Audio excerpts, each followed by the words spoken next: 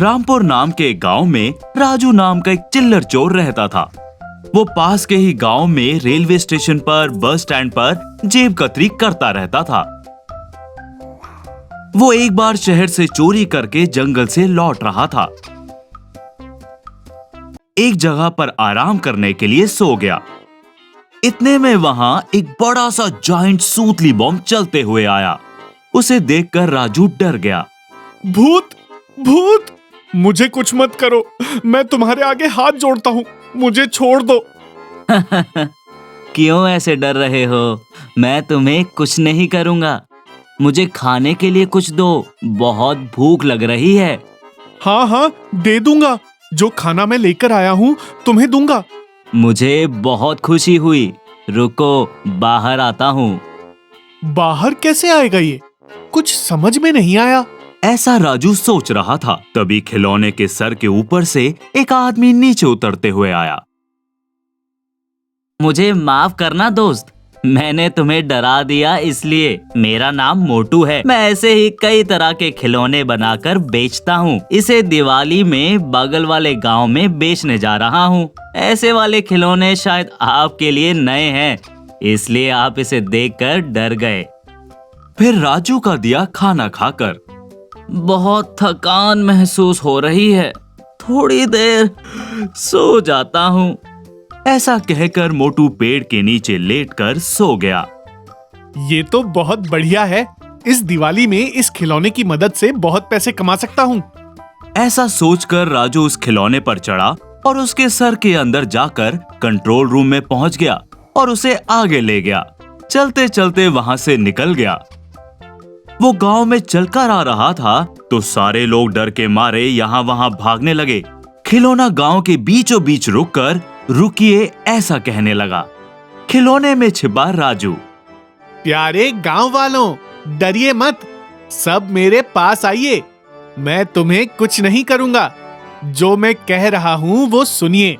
वो बातें सुनकर सारे गांव वाले हिम्मत करके उसके आगे आए। देखिए, मैं एक मायावी सुतली बम हूँ। मुझसे अच्छे से पेश आओगे तो मैं अच्छी तरह से रहूंगा, वरना मुझसे कोई बैर किया तो देखना मैं क्या करूंगा। ऐसा कहकर एक गदा दीवार पर मारा, फिर एक बस और कार को धक्का मारा। वो दोनों उछलकर गिर गए, फिर डांस भी करने लगा। अरे सुतली बम भाई, आप जैसा कहोगे हम वैसा ही करेंगे। आपको क्या चाहिए बताइए। वैसे भी मैं जो कहूँ वही सुनना है। आज से आप सब लोग 2000 रुपए मेरे पेटी में डालो। उससे आपके गांव की भलाई होगी। दिवाली तक मैं यहाँ रहूंगा। उसके बाद आप लोग मुझे जला सकते हैं।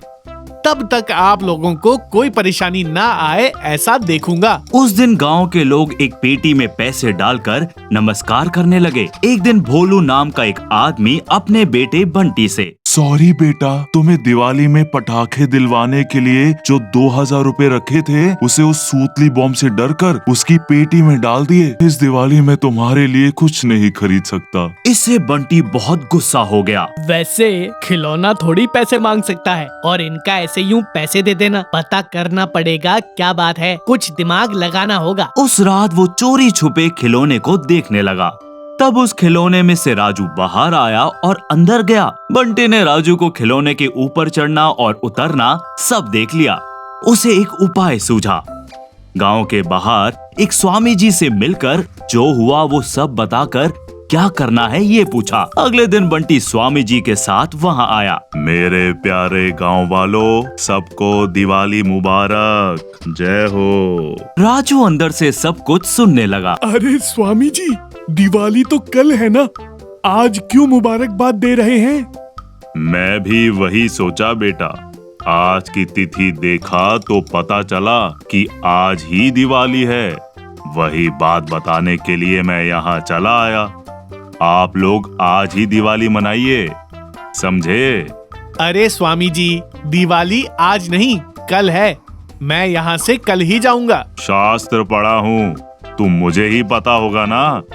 सूतली बॉम्ब, दिवाली आज ही है। ये सब सुनकर गांव वाले, हाँ, स्वामी जी हमेशा सच ही कहते हैं। आज ही दिवाली है।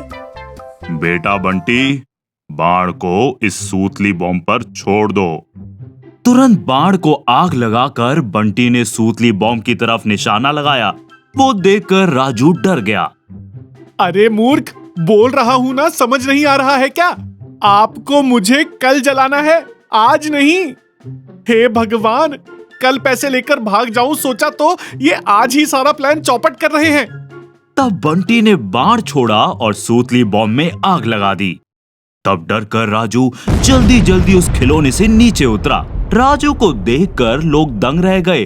फिर बंटी ने उसके बारे में गांव वालों को बताया। सब गांव वालों ने राजू को खूब पीटा।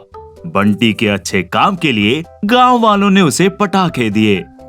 इसी से वो बहुत खुश हुआ।